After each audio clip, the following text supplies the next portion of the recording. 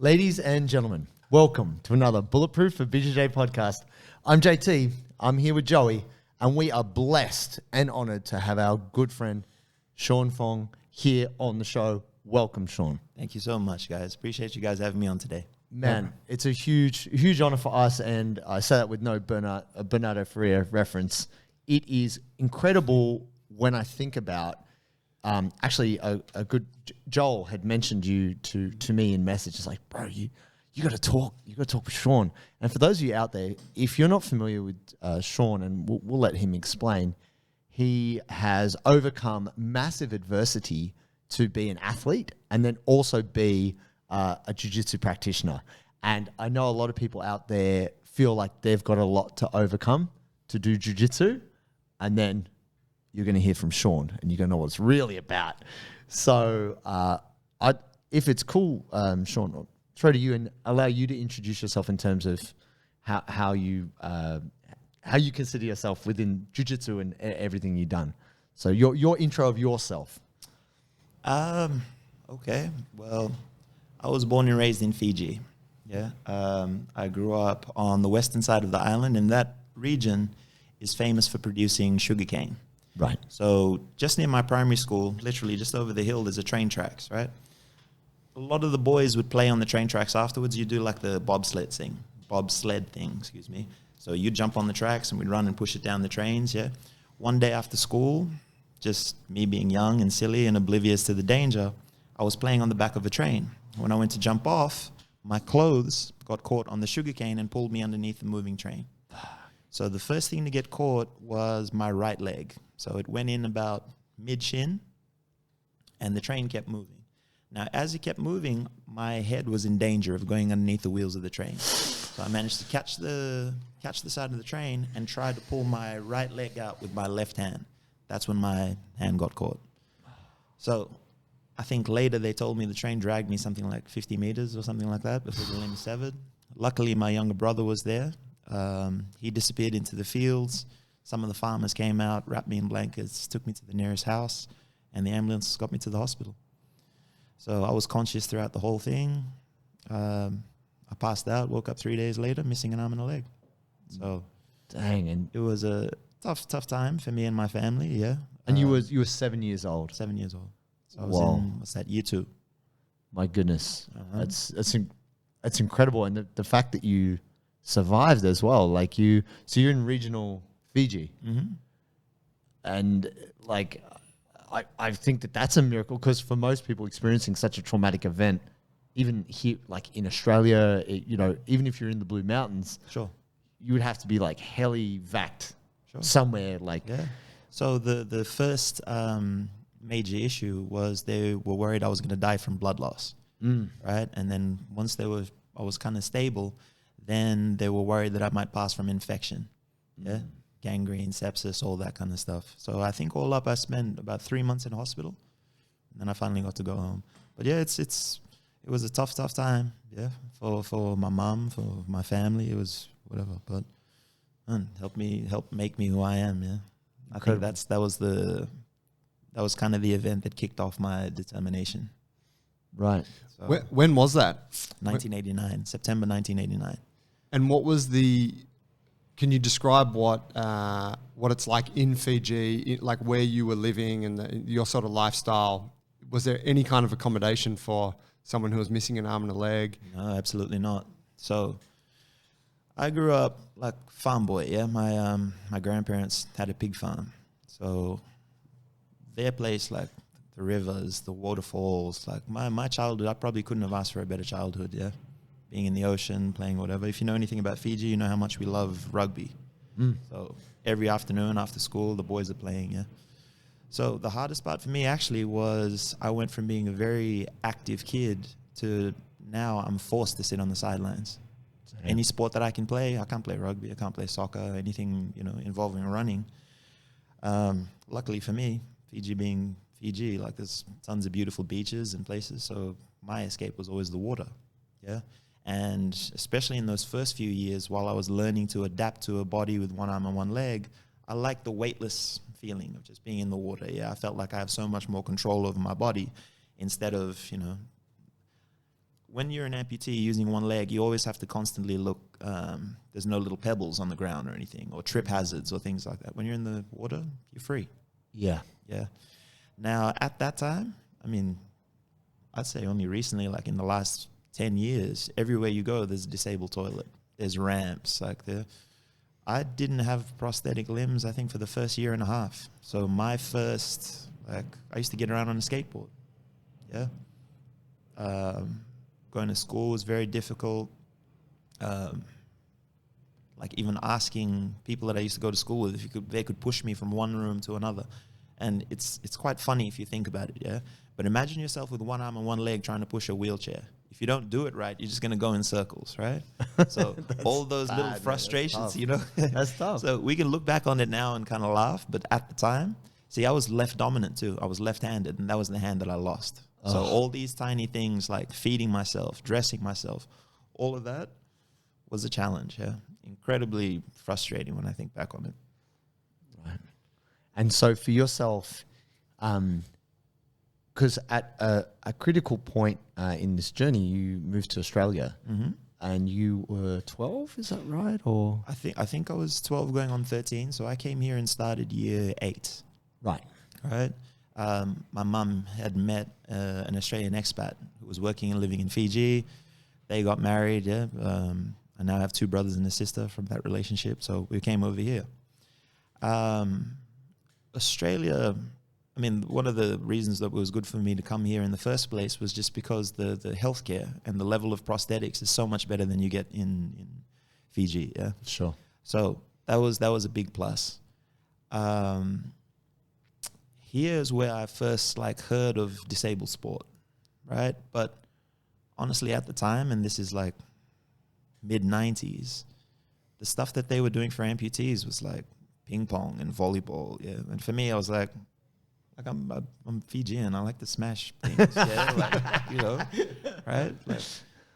So I needed something with a bit more grunt. Right. So, me being an 80s baby, I always grew up, Mike Tyson was the man. Yep. 89, 1990. Iron Mike. I remember 15, 20 guys in the room just watch what's about to happen. He's going to murder this guy, yeah? And pretty much those were my kind of heroes. If you're a kid growing up in Fiji, everyone wants to play rugby, yeah? Or everyone knows somebody that's on the national team or anything, yeah? And Fiji produces some phenomenal athletes. Phenomenal. Yeah, monsters. So that was my thing. I was always into martial arts. Now, my first thing was actually Muay Thai. Yeah, I really, really liked Muay Thai. Yeah, and I was always nervous. I'd walk into a gym like this one, and everyone would be like, "Dude, what are we gonna do with you? Can you even kick? Or how are you gonna play guard? Or how are you gonna do a basic cross choke? You haven't got 2 arms to execute a lot of the moves." Yeah. Yeah. So I got into Muay Thai. Did that for a few years. Yeah, and then eventually I fluked my way into swimming. So I used to work in North Sydney, and the North Sydney pool there near Milton's Point, one of the most beautiful pools in all of Sydney, saltwater, 50-meter pool. Normally when I swim, I take my prosthetic off, I leave it by the side of the pool, jump in and do my laps. One day, there's this old guy just waiting by my leg. "Is this your prosthetic?" "Yeah." He's like, "Man, I don't know if you know, but you're very fast, yeah? This is the Australian coach's number. Give him a call." All right, cool. Did that, went for a time trial. I rocked up in a pair of North Queensland cowboy footy shorts. Yeah, so he's like, "Why are you wearing that shit?" "I don't know." He's like, "All right, get up on the block, swim. Let's see what you can do." I did that, and I'll never forget. He goes, "All right, I got 2 pieces of feedback." That was the shittest thing I've ever seen in my life in terms of technique. I was like, dang, thanks for thinking about my feelings. Yeah. Cold. He's like, "But the good news is you're very fast. That time probably gets you top 20. I think you should move to the Northern Beaches, start training with me." Yeah. That was it. Wow. Started making the New South Wales squad, made a few Aussie squads, yeah, going overseas. And then my best result came, I got the world record in the 100 butterfly. Wow. Short course. Whoa. That's amazing, Yeah. man. So for me, this is how I think about it anyway. Yeah. From being a super active kid and then sitting on the sidelines and watching you guys tear it up in sport, I really used to think this. And I vividly remember having these conversations with myself. One day something's going to happen where I get to show people I'm actually physically capable. And when I do, that's it. It's going to be my thing. So that for me was swimming. What age were you when you had that sort of when you thought that? Did it take some time after the accident for you to have that moment of like, one day I'm going to show people? For sure. Like my When did that come? I don't know. When I first had the accident, like even before I had the accident, I've always been a shy kid. Yeah, I'm an introvert. I'm not the type to walk into a room and start a conversation. If you don't do it, I won't do it. After the accident, I was so much more self-conscious, right? And there's this weird phenomenon like most people with a disability will talk to you about. Anywhere you go, people want to ask you about the disability. Now, this is how I like to describe it to people, yeah? Everybody has something that they're self-conscious about, yeah? Receding hairline, whatever. But my thing is, it's so physically obvious, I don't want anybody to talk to it, but often strangers will initiate conversations about it. They'll just walk up and be like, what happened to you? If I'm having a good day, I might give them 30 seconds. Yeah, I had an accident with a train. But sometimes the feedback isn't great, yeah? Not too long ago, a dude came up and asked me, wouldn't leave me alone. What happened to you? What happened to you? What happened to you? I had an accident with a train. Were you jumping on the train? I said, yeah. He goes, well, that was stupid. So I have to take a deep breath and be like, and what's the point of this conversation, my man? Honestly, yeah? I feel like strangling it, but like, what are you supposed to do, yeah? I always try to leave people with a positive taste in their mouth or like try and give them a bit of empathy. Because I know somewhere out there's another 7-year-old kid who's just been through a traumatic event. He doesn't need your opinion. He doesn't need your judgment. You understand? So I don't like going places where I know it's different if I'm coming on a podcast like this. I expect to be asked about it, yeah? And it's my relationship with my disability is a double-edged sword. If I didn't have the disability, I wouldn't be asked to be on podcasts. I'd just be another tough brown belt, right? But you're a tough brown belt with one arm and one leg, and you fight able-bodied dudes, and you fought in Abu Dhabi, and yeah. But why wouldn't I? That sense of adventure, like, I love rolling just as much as anybody else. I could be on the gym all day, hanging with the boys. Yeah, I have a different take on this. I feel like you could be an internet sensation. I'd like to see more street fights with you in them. I think that could be amazing. I mean, obviously not the best publicity for your cause, but I mean. Sure, but I always think of it like this. Like the whole, when Abu Dhabi came about, that's another story. I was wrestling in the gym and I'd just gone into hospital. I went for a takedown. This guy's knee came down on the arm where I've lost my forearm. And then my elbow blew up. It was throbbing. It was all red. I had to go to hospital. And I was mad because that was the same day that Ronda Rousey fought Holly Holm. Right. So as they're about to take me to the x-ray, like I'm like, guys, can we wait like 10 minutes? They're like, your arm's bloody inflamed. What's wrong with you? Yeah. This won't take long. Right. Yeah. Literally the day after I got out of hospital, I got a call. This guy got my number. Don't know how.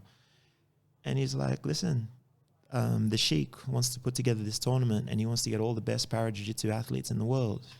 We'd like you to represent Australia. If we sort out your airfares and stuff, will you come in April? I was like, hell yeah. Yeah. Nice. I get a trip around the world and I get to choke people. That's awesome. Yeah. Amazing. So I always think of it like this. Like, I like physical stuff like that. If they started a Muay Thai or boxing tournament like for para-jiu-jitsu, I'd be in it 100%.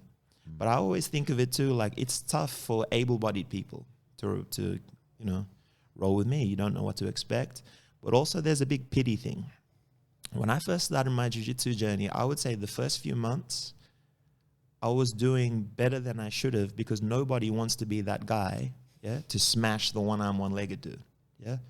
But you're not doing me any favors by going easy on me, yeah? Gave me a unrealistic sense of myself, yeah? I thought I was better than I actually was. Sure. Went into a comp, got caught in a rear naked choke, didn't tap in time, and had a little nap. Yeah. Sure. But it's the ultimate ego killer, yeah. So my strategy with jiu-jitsu was always, and my coach at the time helped me with this, defense first.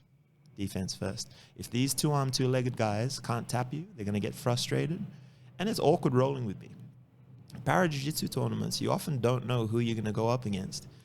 If my favorite takedown, and sorry if I nerd out a little bit for all you non-jiu-jitsu people. No, these are all. They don't exist on this podcast. No. Awesome. Let's go deep. if my favorite like setup is like to do an arm drag, for example, and I'm gonna arm drag your right arm. If I rock up to the comp and you don't have your right arm, I'm not doing that takedown anymore. Like it's that silly. Yeah, people often go to sweep a leg that's not there, and by the time they realize and adjust, I've already passed.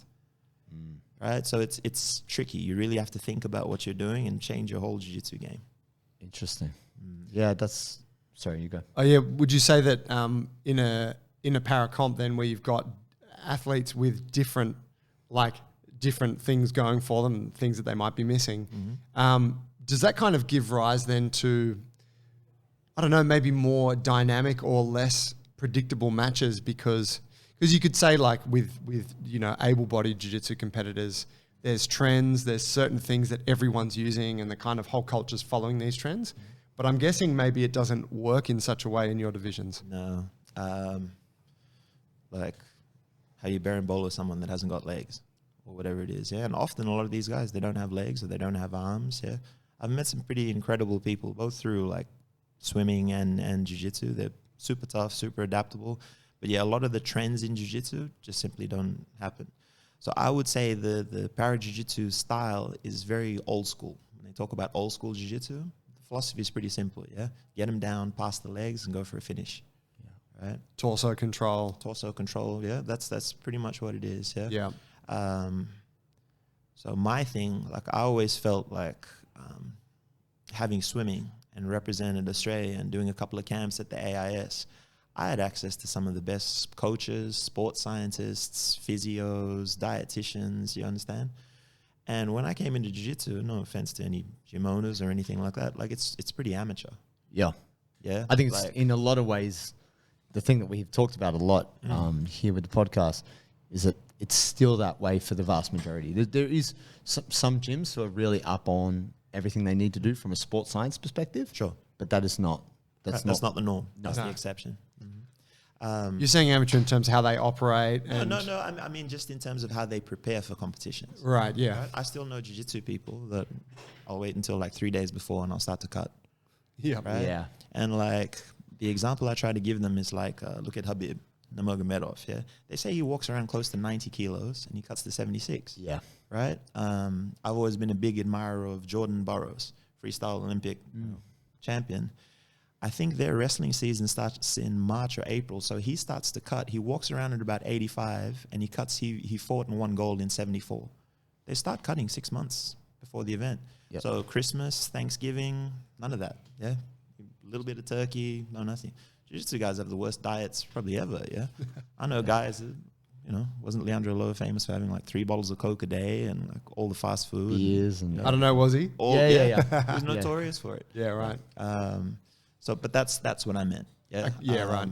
I think I was having this conversation with you, JT. Like, how many jiu-jitsu guys do you actually know take potassium, sodium, magnesium? they worry about hydration. No. Barely any, yeah. Right. Most of them don't turn up with a water bottle. Sure. That's Sure. crazy. Yeah. 100%. So crazy, man. And like, that's, you know, one of the first things when you go to the AIS is they're like, guys, if you want us to take you seriously everywhere you go, please have a water bottle. Because there was this scientific study, like 1% dehydration leads to like 30% lack of performance. Yeah. And we're like, wow, they hit you with that stuff and like they kind of tax you a little bit. Like, did you rock up here without a water bottle? You're going to do an extra K today. Like things like that. Yeah. To keep you in line with like what you should be doing. Yeah, I had that from Taekwondo. Like they were on us really early. I mean, I was never officially part of the Australian team, but I did go to the VIS and Swiss. Awesome. And so I had people kicking my ass about being really organized, and I wasn't, you know, to think, you know, the funny thing about it was like, whatever you think about Taekwondo, when you are part of an Olympic program or you aspire to be an Olympian, they really drill it into you about what it takes to be the best in the world. Sure. Especially coming from Australia, right? So having had that in my mind for at least 10 years and trying to be the best in a certain way, when I came to jiu-jitsu and I just seen dudes just like drinking, like it was kind of like footy in the 80s, like just smashing beers after training and stuff. I'm like, what? This is kind of crazy. Right. And not to knock them. Yeah. There's a lot of recreational jiu-jitsu people that are like, cool, do you a few sessions a week and get on the beers. Yeah. But in terms of like being competitive on a global scale, some of the stuff you just see, it's like, nah, that's not going to work. Yeah. You might do well at state or nationals or whatever, but when you get to the Worlds or Abu Dhabi, it's just not going to happen for you. Yeah, you didn't do what you were supposed to do. I want to throw it back a little bit here, Sean, just because whenever we get a guest on, I always like to ask how someone found jiu-jitsu, because this is, I guess, for most people, how they come to jiu-jitsu is unique. Some of it's common, some of it's not. But so you've come from competitive swimming, and from what I understand, you sustained an injury, and that's. Can you talk a little bit about that, and then talk about how you just discovered jiu-jitsu and happened to be at Gracie Barra in Brookvale? Tell me about that. Well, I actually first found out about jiu-jitsu. Some of my friends in high school were mad into, like, Pride was big at the time. Yeah. And I remember sitting in their unit in Parramatta watching, like, Fedor fight and the Gracies fight and just being like, this is insane. Like, I love this. And I think he was a blue belt at the time, and a bunch of us were in his garage, and he was showing us arm bars and triangles. And I thought, that's super sick, but I can't do any of that. So I kind of pushed it out of my mind. When I got into swimming, I traveled around the world, did all that stuff, and I was getting ready for the London Olympics. 9 months before, I tore my rotator cuff in my right shoulder, yeah? That's my good arm, and that's my main weapon to propel me through the water. So it wasn't going to happen for me. I knew a lot of the guys that I knew, when they stopped competitive swimming, they would blow up. Like, I mean, from 60, 70 kilos to like 130 kilos. So I knew I didn't want to get unfit and fat and just whatever. So I was like, oh, I'll look up local martial arts gyms in the area. I actually tried to look up a Muay Thai gym, but Gracie Barra in Sydney was the 5 minutes from my house, yeah. I was super nervous, rang up, asked if I could come in and do a trial class, yeah. They were fantastic. I remember how cool it was when I walked in and put on the gear. The instructor that did the lesson with me will forever be a legend. His name's Fabio. He's now teaching up on the Gold Coast. And he was like, all right, well, this is interesting, but I promise you this. If you give it a chance and, like, work with me, you could be good at this thing. I was like, cool. The first move he showed me was a loop choke, because he's like, all right, how are we going to choke? He's like, all right, place your fingers on the gi here and, like, look, push them, right? Get them to beta reaction. And when they rush you, we're going to fall and then roll for the loop. I swear to God, I was in love. Like, amazing, yeah? Then we started experimenting with omoplatas. And he's like, because you haven't got the second leg to lock the omoplata, we'll use it as a sweeping mechanism, yeah? But your jiu-jitsu is always going to be super, super simple, super basic. Basically, just try to get past his legs, squash him, yeah, and get to his neck. It was like on. For me, like the grappling element, it's like rugby without the running. Yeah. I get to do all the clinch work and all that stuff without all the running. Like, amazing, awesome. And just totally, bit of a random question, but how was the modification in those early days for the gi? Was it a matter of just not the sleeve, not the leg? Like, what was the... I fold the sleeves up. I probably got dacked. Yeah, I probably had my pants pulled down a lot because... It happened to the best of us. Right, but I don't have my right leg, so if I leave that there, people pull on that a lot. I would always get them altered, take them to an alterations place, cut that leg off, and then just stitch it up. Cool. Yeah. So mine are fairly easy. I like to fold my sleeve up. When it comes undone, I can use it for chokes and Ezekiel's and things like that. But it's also like, if you get a hold of it and then just want to, you know, not let it go, like, it makes it hard for me. Yeah, I feel like a puppet on the strings. So sometimes it's good, sometimes it works against me. So you almost, if the gi comes undone, you almost have like a piece of rope hanging off. Wow, for sure. That's around your neck. Cool, yeah. Or use it to, like, the same way you'd use the lapel or the belt or something like that for, like, worm guard or lasso guard. Yeah, you can use the sleeve. Talk to me about how the affected arm works. You can obviously, you've got articulation there, so you have the elbow joint. That's the elbow joint. Yeah. For those of you just listening, I'm wiggling it around. Yeah. Yeah. YouTube knows what's up. You know, it's really fascinating too. I've just been watching as you've been talking. You've been gesturing with that arm, and you're almost. I'm sure it's just its own. You're just gesturing in however that happens, but it's almost like there's hand gestures and stuff coming from it. But so a lot of amputees will talk about phantom feelings and phantom sensations. If I close my eyes, it feels like I have two arms and two legs. So if we were just chilling in, like, your lounge room or something, or I'm watching TV, often I do this. Right. Now, everyone looks at me like I'm strange because I've just got an elbow in the air. But to me, it feels like my fingers are laced behind my head and I'm like chilling. Right, yeah. You understand? Yeah. Some people get it quite bad, like phantom pains, phantom sensations. But no, I just feel everything. If I shook your hand, it feels like I'm shaking your hand with my left arm. That's not there. Do you ever wake up and forget that it's not there? 100%. all the time. Wow. That must be sobering. It's weird. Using a prosthetic can feel like you're on stilts. Right. You understand? So that's another reason why I love the water or being on the mats. I don't need to think about it. Yeah? Don't need to watch where I place my feet for trip hazards or if I'm going to slip over or anything. I just go. Just do it. And so then, so that arm, you use that as a choking mechanism. Like you've developed techniques. It's Man. dirty. Dude. But I mean, if it's for the world title or something, like I'm digging my elbow into your neck. Bro, I wouldn't do it in the gym. I mean, we put a fist in there, Oh, right? For a triangle I do it all finish. the time. Yeah, me See, too. Sure, but like the fist is like not sharp. Like imagine doing it with your elbow. Can you press on? For sure. Feel that? Fuck, that is sharp. Bro, if I had it, I'd use it. If you mount somebody off a side control, get that hand under the head. Oh, and just yeah. bang. Yes. Drop all your weight into it, open your chest up there. It's painful. Yes, sir. So it's not a clean blood choke. It's just to induce Right, pain. Yeah. Wow, you're too nice. a Bro. tap. Trust It's me, like- once you get that black belt, dude, you're not, oh, it's a bit dirty. You're like, I'm giving you the business, Yeah. boy. Joel told me, Joel's like, bro, you got to roll with him. It'll mess you up. One day. Yeah, we'll Let's do it, for man. sure. It'll be awesome. Yeah, love that. It's funny because I was chatting to Joel because he's been injured. He hurt his shoulder, and just after Joe Vogler shut out, I think he's got tear to his labrum in his shoulder just after he got his brown belt.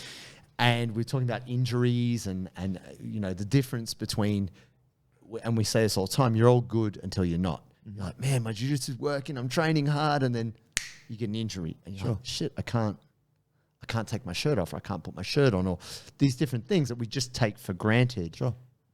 The freedom and ability we have. And really, we really flaunt it in jiu-jitsu because we're just throwing ourselves around with another person on us and all this stuff. I guess, you know, and this is coming from a point of total ignorance here. So, you know, how do you think about injury in jiu-jitsu considering you have already endured and overcome a lot? Is this something you think about when you're rolling? Injury? Yeah. Oh, for sure. Especially in the last few years. Like I've always had back problems just because of the imbalances in my body. Knee injuries, the shoulder injury from swimming carried over. For me, it's just about like knowing your limits. I know it's not a cool thing to say, but tap early. I think one of the mistakes a lot of competitors that I see is everyone complains of burnout, but like if you go 100% all the time, like that's what's going to happen. That's what you're going to get. Right? And joints aren't designed to do the stuff that we do to them in jiu-jitsu. Yeah, like tap early. I think too many people peak in the gym, and instead of tapering off at the right time or whatever it is, unless you're trying to be like Tap Bushesha or somebody, there's no reason to go crazy. Yeah, I love when I see people in their 60s, 70s training. And jiu-jitsu has so many movements that apply outside. So one of the guys I used to go to him for physical therapy. He ended up getting his blue belt. He was telling me, like, he used to massage a lot of pregnant women, and he was teaching them about using hip escapes to get out of bed in the morning. Because obviously when you're carrying, you're big and whatever. To wriggle yourself to the edge, do a hip escape, throw your legs over the side of the bed. It's so much more efficient. And this is what I was talking to you about. Like, I like to use my jiu-jitsu to help other people with disabilities because I know the confidence and the empowerment and all that good stuff that it gave me. There's other people in wheelchairs that need that for sure. Yeah, amazing. Right? So I'm always conscious that I have no problem tapping anybody. I'll only have a problem if you rub it in my face and tell the whole gym, you know, oh, I caught him in this. I was like, yeah, but it's just training. Yep. You understand? Of course. Like, and my mindset going to the gym every day and just having a good roll with you guys as opposed to, all right, now we're preparing for Abu Dhabi. I'm a completely different animal. Right? So just think about that. It's supposed to be fun. Right? And I'm not a huge fan of having those rivalries in the gym. Like, oh, did Joey catch you? Like, that's it. Oh, it's on today. It's on today. For what? It's only a matter of time. If that's the type of environment, it's for dominance. Do you hear that, That's JT? why. Sure. Take a note out of Sean's book. Let it go. Whatever. I mean, like, if I was as accepting and enlightened as you, maybe I could take that advice. But the unfortunately, I am not. But the worst thing is sitting out for 3 to 6 months. Of course. Just because you're too stupid to tap. Or Oh no, for me, it's never a question of tapping. I guess it's you are a competitive guy, right? You broke a world record in swimming. You know, you've won a championship in jiu-jitsu. Clearly, you are a competitive guy. because also I talk about this with my friends and clients about seeking adversity. Sure. You're not someone who went, you know what, this is my situation, I'm going to sit it out. Mm-hmm. There's a lot of people out there with all their limbs sitting it out. You know what I mean? They didn't go, oh, you know what, I should try. Like, and you know, I just am amazed because there's so many people who I try and convince to try jiu-jitsu and they're like, oh my God, why would I want to X, Y, and Z? And you've gone, you know what, I'm just going to have a crack. That mentality to me is remarkable. And the fact that you've taken that to a level of competitive, like sport, is amazing. Thank you. And I think that, you know, you need to be acknowledged for that. Thank you, sir. And you don't get that shot. Like, I'm glad to hear that you've been getting more attention lately, because it's just like the amount of people who talk themselves out of things is ridiculous. And there's so much adversity in life, and you take, you know, serious level, like, I wouldn't even call it disability, but just a serious accident. Sometimes that retires people. They're like, oh, no, I can't do that. I can't do that. When you talk to other people about jiu-jitsu, whether they, you know, got all their limbs or they don't, do you sell jiu-jitsu? Like, you're a jiu-jitsu guy. Like, are you trying to convert people for jiu-jitsu, or how's it work for you? If it's for them, yeah, like, I've been blessed to have like such a rich life and the experiences that I have. Yeah. This memory just popped into my head. Yeah. So when I walked in, Joey was like, you know, I haven't been around prosthetics or an amputee before and whatever. I know what that's like, because the first time I like went to the AIS, there was this guy sitting there and I was trying not to stare. He'd lost both arms at the shoulders. I think his parents used to have a circus in South Australia, and they had a liger. Well, when he was a young kid, he put his arms through the cage and the liger took both his arms. Whoa. So when I met him in the dining hall, he was sitting eating his meal and both his legs were up here. He was using his toes to use his knife and fork and cut up his meat and his veggies and feed himself. Can you imagine someone doing that with their legs? So I'm sitting there like trying not to stare and like, keep my jaw off the ground. Like, that's amazing, right? We're capable of incredible things as human beings, yeah? It's just that I had no choice. So straight after the accident, I could sit there and like throw a pity party for myself and all the rest of it, but everyone's out there having fun and having an adventure. And, you know I'm smart. I know I'm capable. I have some kind of physical ability. I had to get over that mental hurdle of everyone's staring at you. You're different. Yeah, you're the double amputee guy, right? And like over the next few years, my attitude kind of morphed to like, well, if all they see for me is like my disability, then I'm not showing the things of my personality and my work ethic that the world deserves to see, right? I think of it like this. I don't like the word disabled. I don't think of myself as a disabled person. I think of it like everybody is lacking something, right? Mine just happens to be physical and it's obvious, so everyone comments on it. But I'm not going to let that stop me from having these amazing experiences and visiting new cultures and training in new gyms and visiting all these people. And if people can get something from my story, then fantastic, right? So sorry, I kind of went off on a tangent there. Yes, I do try to convert people to jiu-jitsu. I was with a friend over the weekend, and she's a girl. She's a woman, excuse me. One day, because living in Brookvale in the back area there, it's an industrial area just like this. Just random conversation. She said, you will never know what it's like to be a woman and walk down the streets at night and like wish your partner was next to you. 100%. Because I'm a big, tough Pacific Island man. Yeah, I don't have that kind of fear. One day, this person contacted me. They were involved in an accident and they were paralyzed, I think, from the middle of their back down. They couldn't use their legs. And he told me this story. A few years ago, he was at Town Hall, just wheeling himself through Town Hall Station. Some crazy person came up. I don't know if he was drunk, he was on drugs, and he just started pushing this guy around in his wheelchair. Oof. Damn. The guy in the wheelchair said there was tens of thousands of people all around. Nobody did anything. And this guy just kept pushing him. What are you going to do? What are you going to do? He said he felt so helpless and vulnerable. It shook him up for a few weeks after. He was like, you know how exposed I am? Like if I went to the ATM to get money out, a kid could just walk up, flip my wheelchair, take all my stuff, and there's nothing I can do about it. Because of his injuries, he used to play footy, big dude, 6'4", if he was able to stand. He said, man, I used to be able to actually hit people hard.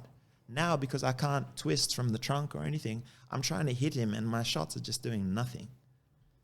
Will you help me learn jiu-jitsu? I was like, man, I'll take this on as a personal like project. Yeah, for sure. Let's do it. Amazing. So those are the types of things, like, I think most people don't even realize how much of a luxury it is to have 2 arms, 2 legs, a decent working body. Jiu-jitsu is probably one of the most fun things you could ever do. Yeah, forget the self-defense, forget all that. It's fun. It's a lot of fun. And for me, it was always like, no matter what's happening in my life with relationships, whatever stress, paying the bills or whatever, that was my like spot where I could go and roll for an hour, hour and a half, and I don't think of anything else. Yeah. Right? Just for that, I think people would get out of jiu-jitsu. Whether you're a CEO working 70-hour weeks or, you know, you're frail and you need to up your physical game, or you just got too much going on in your head, you can't sleep at night, you're an insomniac, go put it all on the mats. Yeah. Come down to Jungle Brothers or whatever gym is in your area. Yeah. But at the same time, I'm not like, you know, you have to do jiu-jitsu. Do Muay Thai. But do something physical, yeah, and do something tough. Yeah. But I think that mindset is unique. I just, not as in no one else has it, but I guess this is a common thing amongst people who do jiu-jitsu or do martial arts or train in that way. I think we all feel, and I was saying this to Julian, the world would be a better place if everybody trained. For you know, like it would just, the community would be tighter. You know, when you see, you know, another jiu-jitsu person, you're like, or you see the cauliflower ears, you're like, oh, what's up, man? For sure. What you do? Right. Like you play footy or like You seem cool. you seem cool. Like let's You talk. identify somebody from the same tribe. Yeah? The connection's there, right? And imagine if that was en masse. Like that would be incredible. But Sure. I guess the thing is that there's maybe not people listening to this per se, but people feel constrained or people feel held back. They have insecurities. They have different ideas, whether it's body image or whatever it is. They go, it's not me. I'm not that kind of a person. I don't know. You know, there's a lot of fear and unknowns. It seems to me that you don't have that. No, I have it for sure. Oh, you do? But you heard that quote, everything you've ever wanted lives on the other side of your fears and insecurities. That's exactly it. When I rocked up for that, you know, time trial with the coach, I'd never been in a pair of Speedos in my life. And the whole squad is there, you know, ripped, 8 packs and whatever, just looking at me like, who are you? Right?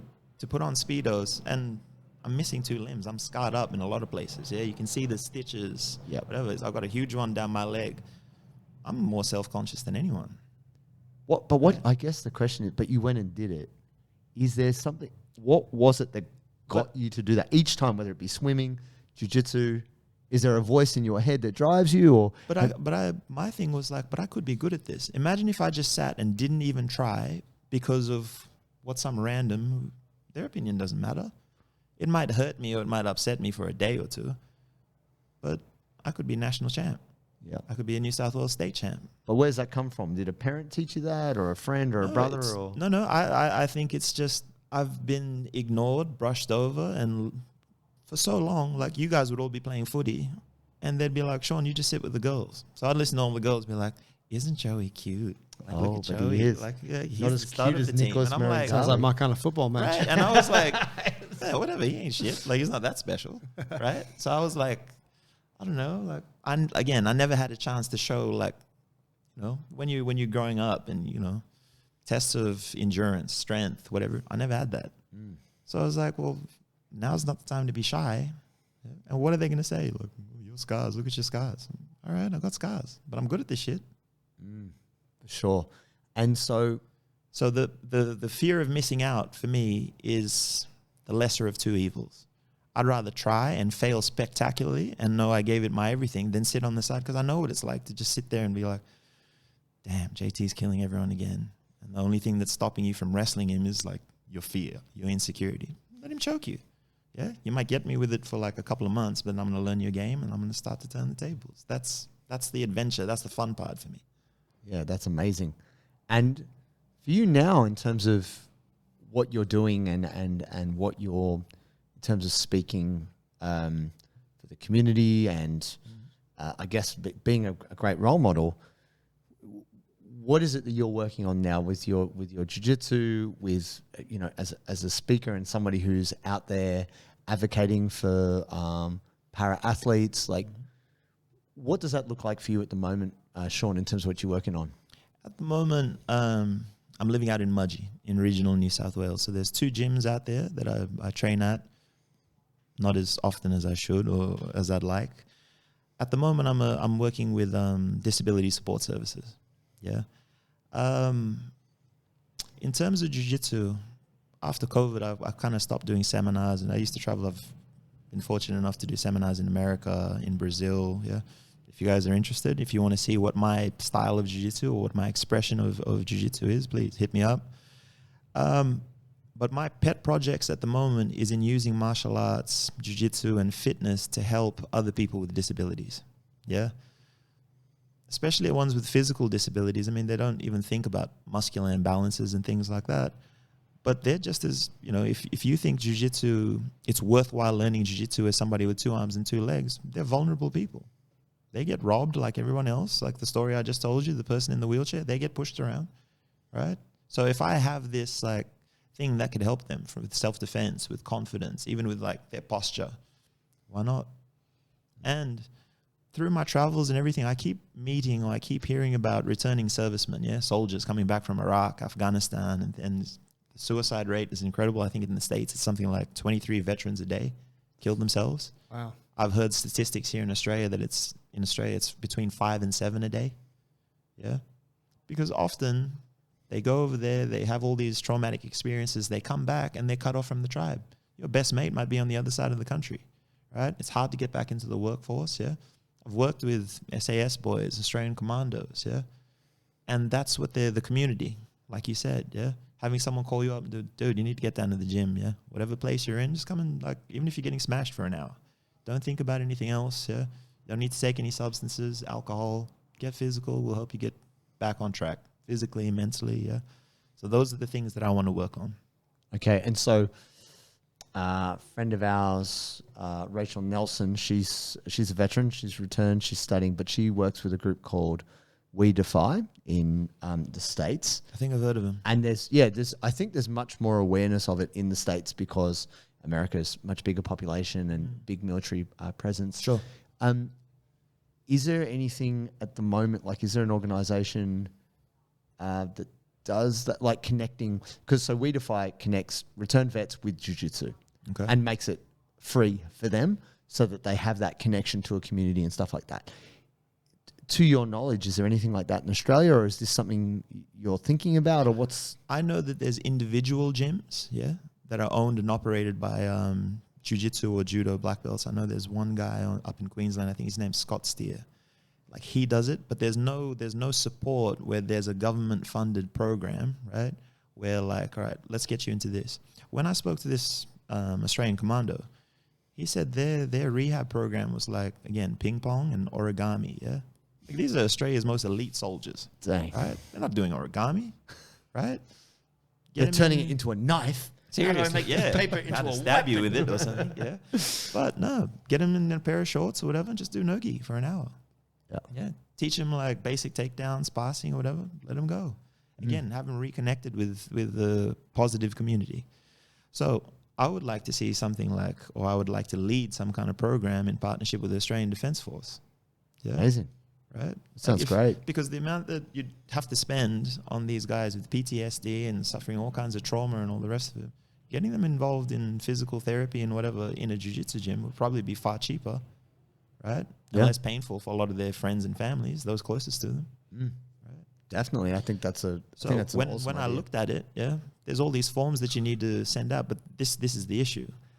When I've contacted people at the Australian Defence Force, nobody's actually taken a group of, say, 20, 50 soldiers and been like, all right, if we put them in jiu-jitsu for 6 months, what are the benefits? Have their, a lot of their mental demons disappear? Have they lost weight? Have they improved their conditioning? No one's actually documented it and given it to them to say, like, look at the results. It speaks for itself, yeah? Now we just need some funding. Or we need some sponsors to get behind this thing. Right. Right? I guess the question, at least from my angle, is do you think it would be worthwhile to have a chat to a group like We Defy or something like that to ask them, how's it going with you guys? Do you think the Australian military could then use that as like a use For case sure, or something, you for know? sure. Like So I've heard of things in the States like the Wounded Warrior Project. And there's one in the UK that apparently is in partnership with the Royal Marines over there. Tom Hardy excuse me. promotes that. Yeah. Tom Hardy is kind of like their spokesperson. Yep. Yeah. I'd like to get over there and see how they do it. Yeah. So I don't know, again, if they're like private independent gym owners, they get on board with this thing, or if the military is funding some of it. Yeah. Or, you know, you actually get to go to their training facilities and just put mats down and wrestle. I'm not sure. Yeah. No, that's really interesting. I think that's something that's worthwhile. If you're hearing this and you know any information, reach out to us or Please. potentially get in contact with Sean. And Please. I think And this if I is need to travel anywhere in Australia or whatever to help these guys, I'll do it. it's a good, worthwhile discussion. I got a couple of questions just to drill in on a couple of specific things. Sure. First one is about you setting a butterfly world record. How do you swim butterfly and not go off in a curve? You adjust on the fly. Yeah. So you're constantly kind of keeping that alignment. What's your affected arm doing? Oh, they both come over. It's working too. Yeah. It might sound strange, but I find butterfly the easiest of all the swimming strokes. Wow. Just because if you can get that hip undulating motion, it's just building up the momentum and then maintaining it. Yeah. It's fine. And that's predominantly a torso thing. Yeah. Rather than an arm thing. Yeah. Amazing. Second part was, so, you know, you mentioned that when people see you, they want to talk about it and they want to ask you about it. And that, you know, that's largely something that's been a cause of insecurity for you, or, you know, it's kind of like what you don't want to talk about. Of course, I'm sure you've thought about this for almost most of your life, but what is there, because I'm trying to think of, you know, other people listening to this like, fuck, well, what's a better way for someone to be in that moment? How would you like someone to? Man, most of my interactions, don't get me wrong, are positive. Yeah. If you're thinking about asking somebody, so long as you're polite, yeah. Hey man, how you going? Do you mind if I happen what happened to you? And give them the space to, if they say, look, dude, I really don't want to talk about it today. Accept that. You understand? Most people, if you come up and ask me, I'll tell you. But like, I've also had some shocking incidents where the guy's just, you know, like, you're stupid. I've had women in clubs come up and ask me if I still have all my equipment. Oh, wow. And you're like, why? Maybe they think you're hot, bro. Sure, but like, that's not really classy. No. But I often what think sort of that clubs like you going to? No, though? seriously. Yeah. Women wouldn't do that to you, would you? No, it's completely inappropriate. Right. But yeah, it's almost like, and it leaves you. When that happened to me, and that's happened to me a few times, I don't even want to be out anymore. Like the beer's lost its. Yeah, boys, I'm gonna call it a night. Yeah, I'll see you guys another day. yeah. Try and have a bit of empathy. Like that's my thing. Yeah, and I'm not the most disabled person I know. Like what's the genius guy, Stephen Hawking? Imagine what it's like for him. Yeah. All the kind of inappropriate conversations. People ask me, how do you go to the bathroom? How do you do this? Why? It's nothing to do with It's you. not your business, man. No, I tell people that a lot. Yep. Sometimes I'd be like, all right, how much money you got in your bank? What's your sexual preference? Yeah. Like, why is that any of your business? Why is this any of your business? It's got nothing to do with you, dude. We're two strangers on public transport. It's difficult. It is difficult. Look, I have a hard enough time being mistaken for Joey. People always ask me personal questions Could about just Joey. accept it and, you know, see it as a blessing. Well, sometimes I do. Sometimes I do pretend to be Joey and give them lots of disinformation. It's fantastic. He doesn't know why he gets those emails. But no, man, it is a great challenge. My father, for the last 30 years or more, has worked with sheltered workshops in terms of he's an engineer by trade, but working people with different levels of ability, whether it be blindness, deafness, whatever it is. And he would always have to critically problem solve. How can you get someone to do a job who can't count? So they're perfectly capable, but you've got to make them put X amount of screws and bolts or whatever. And he would find a way to make that happen. Beautiful. And to change attachments on drills so that someone could use a drill and stuff like that. So I spent most of my life just around people with different levels of ability. Right. And I guess the thing that always strikes me is it is its own community. You know, it's a connection. For sure. Even though, you know, it's different between all people. Have you been able to, are you pretty well tapped into the para jiu-jitsu athlete community? Is there much of a community with that? There is. It's very big in Brazil. I have a friend over there, El Saleh, and he was the first guy that contacted me to go over there. He was saying at some of these tournaments in Sao Paulo or something, you have 100 para-jiu-jitsu athletes. Wow. Wow. Yeah, of all, missing limbs or spina bifida, cerebral palsy, whatever it is, yeah. And they all get out there. So from my understanding, the Brazilian government is good at accommodating people with disabilities. Right. Yeah. The guy I fought in Abu Dhabi was from the UK. They had a strong, tough team. I think I had read about him actually. Yeah. Yeah, his name's Stuart Penn, and I think he's a Taekwondo black belt, lifelong martial artist. Yeah, super nice dude, super tough. Abu Dhabi was great for me. I actually roomed with an athlete from Kazakhstan, Right. and they were huge into wrestling and judo. His throws, he was only a little dude, but you wouldn't want him to throw you. Yeah, so. It's a tight-knit community, and even though we're all rivals, we all kind of keep in contact and whatever. So shout out to all the para-jiu-jitsu people, yeah. And so it was in Abu Dhabi, which is awesome, and I've had friends go and compete there. I've never competed there. But would you like to see more of that with other federations? Is there, for example, for the AFBJJ or for... Sure. We just need to get, the divisions down pat. So, for example, people with one arm and one leg compete against each other. The problem is there's not that many people. When I heard there was another one arm, one-legged person in jiu-jitsu, I was like, holy shit, he's a unicorn. I've been searching for you my whole life. I must face him. There can be one. What's the Highlander thing? Yeah. My question, was it same or was it opposite? The exact same. Wow. It's like the mirror image of myself, but an athlete from the UK. I was like, this is going to be interesting. And it's weird, you probably know each other's games, you felt it, but that's the first time I've rolled with someone with one arm and one leg. And I was like, now I see why I give people problems, because the weight distribution is off. Everything is different. Yeah? First time we started training together, in recent years, it was like, this is what it feels like to roll with someone who's mobile and strong. God, I listened to that podcast, and I was like, oh, that's interesting. But yeah, I can imagine that would have been a profound sort of experience for you. Yeah. Or even how he fights for underhooks, right? Because when this arm's not here, it's easy to wriggle. The way he used his stump and everything, I was like, he knows all my tricks. It's almost like he's a step ahead. I need to up the game. So yeah. Could that be locked? Could you lock that? Could that elbow be attacked? No. You can't lock the elbow. It's very, very difficult to get an omoplata. And shoulder can't be locked? I've never been tapped on this side. Okay. And only a couple of people have managed to triangle me on this side. Oh, wow. Right. Because you can normally sneak that out. No, I get out. Yeah. Straight up. That's so, it's fascinating, and it's also inspiring. I mean, yeah, even before we were able to, for us to connect, just speaking with Joe, I've just, it was amazing. And I really, I'm somebody who, maybe my life's too easy, so I have to find hard stuff to do. But ultimately, hearing about someone like you who's led the life that you've led and being where you are now, I can only feel encouraged to overcome my bullshit when I'm telling myself, tired, legs a bit sore, I got that calf cramp. God, what's going on with it? Bullshit like this, right? For yourself now, looking at jiu-jitsu, so you said you're a brown belt, and we all quest for the black belt, right?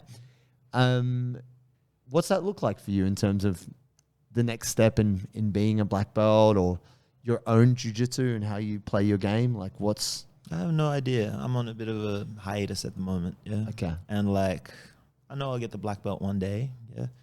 But let's see. At the moment, I'm traveling around the world doing different things, and I think my jiu-jitsu style is interesting. I've had some high-level guys say, I've never seen some of the things that you do. Yeah. Awesome. You should talk about that. Yeah. So again, if people are interested, Fanatics Instructional. Ever thought about that? Oh, BJJ Fanatics. Yeah, bro, for sure. I'll connect you with Bernardo. Yeah, if you want to do huge, bro, we can get that organized. But let's go. Traveling, meeting new people, learning that, living the jiu-jitsu lifestyle. That's the dream. Yeah, no matter what else is going on.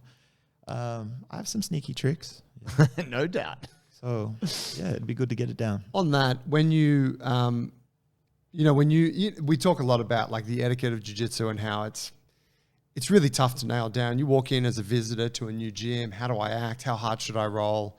You know, we were talking about the other day in an episode about as a black belt, it's almost like the etiquette changes a little bit because, yeah, just whatever, bullshit, right? But for you, if you walked into an academy, what can you like, for someone who's like, hey man, let's roll. Can you share anything on that? Because I'm guessing if you showed up and I was like, hey, let's roll, I'd be like perplexed. I'd be like, fuck, how hard do I go?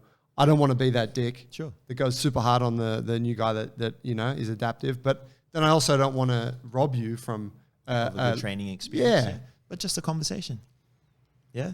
At most good gyms, you walk into a place. Yeah. When I visit a place, and it's different. When I'm there for a seminar, it's like everybody wants to kill me. Yeah. Or you'll get the younger, tougher guys that are like, oh, did you medal at Abu Dhabi? Right. It's on war. We're going to go until like somebody's basically can't move. I think of it like I'm a guest in your house if I come to your gym. And like I'll go at the level that you go. If you go like full on, like, all right, cool. But I like to be respectful and have fun and all the rest of it. Depends who I'm rolling with too. I've often found this. As a brown belt, when I go to a lot of academies, people don't want to engage with me. They'll just stay around and whatever. And I'm like, you're being too respectful. Like, engage. Once I turned up somewhere, I didn't have my belt, and the only one that they had that I could use was a white belt. I had so much fun because everyone thinks they're just going to smash me. Yeah? So when they try to jump, now we start to play. I'd rather you engage than just, sometimes they respect the belt too much. Yeah. Just wrestle. Yeah. Just wrestling, yeah. So a quick conversation will do away with a lot of those things, yeah. And most black belts, I'll probably say every black belt has had some kind of major injury, yeah. If you clap hands, you go, dude, I have a bad left shoulder. Yeah, no worries, I'm not going to go for anything there. Yeah. So it's all good. It's good practical advice. Yeah, I mean, jiu-jitsu, conversation goes a long way. Oh, right. The communication piece is huge. I mean, we've been talking about this just in general in terms of making sure that new people to jiu-jitsu, whether it be a white belt or a blue belt, someone who's not as... Blue belts are like, you calling me new to jiu-jitsu, bruh? Man, I'm saying, sorry. I apologize. I apologize. Can't help it. Yeah. I mean, look, just retire already. Or come back from retirement if you're listening. Essentially, the communication thing goes a long way in terms of improving your own experience and your partner's experience. Mm-hmm. Jiu-jitsu is growing at an unprecedented rate, and definitely I feel in the next 5 years we'll see it as a real mainstream sport more than it is now. Do you have any thoughts, or is there anything that you would like to see happen in the next little while, like from your own perspective in the sport of jiu-jitsu? Yeah, sure. For me, I'd definitely like to see more inclusiveness for athletes with disabilities, yeah? So we touched on this, but I kind of got off on a tangent before. So IBJJF rules. To get a takedown for 2 points, the rule book says you need to be on 2 feet. Right. Yeah. To get a sweep, the sweep must have started with you between my 2 legs. Otherwise, it's not a sweep. It's a reversal. Oh. To get 4 points for the mount, you need to have a leg on either side of my torso. Either both knees on the ground or one knee on one side and one foot. Doesn't work. Right. And to catch the back and get 4 points, you need both hooks in. Both hooks, yeah. Right? So if there's a bit of flexibility there, I mean, obviously not to be dicks, but I've been in comps, yeah, mounted somebody clean. You're not getting 4 points. That's ridiculous, man. But you know what I mean? Like, I didn't write the rule book, bro. But exactly. And I've had black belt referees, so I didn't write the rule book. Sorry. Yeah.